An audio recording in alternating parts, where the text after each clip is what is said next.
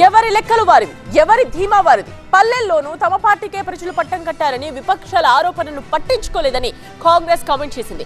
కానీ తక్కువ స్థానాల్లో గెలిచిన అసలు సిసలైన గెలుపు తమదే అని కార్ పార్టీ నేతలు చెప్తున్నారు. తెలంగాణలో జరిగిన తొలి విడత సర్పంచ్ ఎన్నికల్లో కాంగ్రెస్ స్పష్టమైన ఆధిక్యతను ప్రదర్శించింది.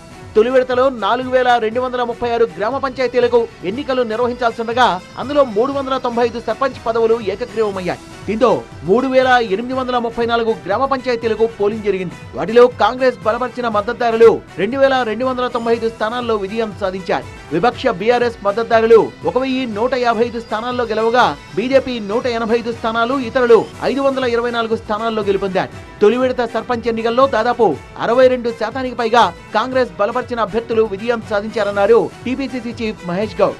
ఈ ప్రభుత్వం పట్ల ప్రజలు సానుకూల వైఖరితో ఉన్నారు అనడానికి నిదర్శనమన్నారు. కాంగ్రెస్ మద్దతుదారులు రేవంత్ రెడ్డి గారి నాయకత్వంలో గత 2 సంవత్సరాలుగా జరుగుతున్న అభివృద్ధి, సామాన్యుడికి అందుతున్నటువంటి సంక్షేమం పట్ల ప్రజలు సంతోషంగా ఉన్నారని చెప్పడానికి ఎన్నిక ఒక ఉదాహరణ. తమ పార్టీలో అవకాశం రాని వాళ్లే చాలా మంది బీఆర్ఎస్ నుంచి పోటీ చేశారని, వాళ్ళంతా తిరిగి తమ దగ్గరికే వస్తారన్నారు మంత్రి కోమటిరెడ్డి వెంకటరెడ్డి.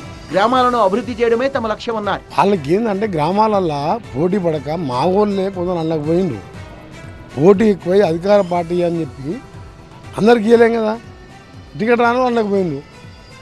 వాళ్ళందరూ సగం మంది ఇళ్ళకే వస్తారు. మన కాంగ్రెస్ ఎన్ని బెదిరింపులు, అరాచకాలకు పాల్పడినా తొలి విడత పంచాయతీ ఎన్నికల్లో ఆ పార్టీకి ఆశించిన ఫలితాలు రాలేదన్న బీఆర్ఎస్ ఎమ్మెల్సీ దాసోదు శ్రవణ్ అన్ని ప్రలోభాలు తట్టుకొని గ్రామీణ ఓటర్లు బీఆర్ఎస్ ను ఆదరించారన్నారు. ఎన్నికల కమిషన్ తొత్తుగా మార్చుకొని మోడల్ కోడ్ ఆఫ్ కండక్ట్ ను ఏమాత్రం అమలు చేయకుండా విచ్చలవిడి చిల్లర రాజకీయాలకు పాల్పడ్డప్పటికీ కూడా రేవంత్ రెడ్డి గారి ప్రభుత్వాన్ని ఈడ్చి జాడిచ్చి ప్రజలు విసిరివేసినట్టుగా స్పష్టంగా కనబడతా ఉంది. దానికి తొలి విడత పంచాయతీ ఎన్నికల్లో తమ ఆధిక్యం మరోసారి స్పష్టమైందని కాంగ్రెస్ చెప్తుంటే ప్రలోభాలను తట్టుకొని ప్రజలు బీఆర్ఎస్ వైపు నిలిచారని ఆ పార్టీ నేతలు చెప్తున్నారు.